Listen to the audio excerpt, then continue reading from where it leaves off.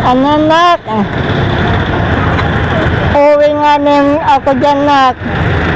Kaya nanonood ka.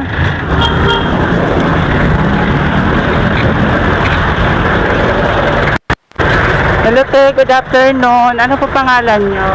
Si Gemma, Ilang taon na po kayo te? 36. Ano pong ginagawa nyo dito? Titinda. Ng lumpia. Siya. Sariling gawa nyo yan? Hindi. Tinitinda nyo lang din. Oo. Taga saan po kayo? Testa home. Saan? Testa home. Araw-araw po kayo naglalako niya? Oo. Ilan po anak nyo te? Bale, apat. Apat. Wala lang sa aking dalawa. Nag-aaral po lahat yon. Oh, hindi. Isa ko, hindi pa. Baka sumunod na pasukan, aaral. Asawa nyo po? Anong Wala trabaho? na. Wala.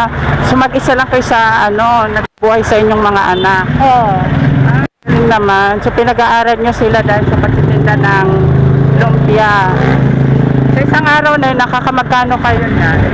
Nabili pag hindi ubos. Minsan hindi ubos talaga. Ano yan?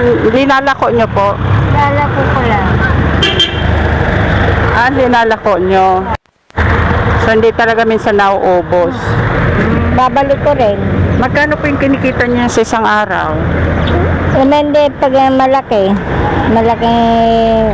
Inubos ko lang po tubo niya. Nakamagkano kayo po niya? Gaga, bale, dala ko yung 60. 60. Magkano pa sa isang piraso nyo lang sa inyo dyan? 10. 10. So, 10. Bale, may 200 ako. Okay na rin, no? Pinagkakasya nyo lang din sa araw-araw. Oo.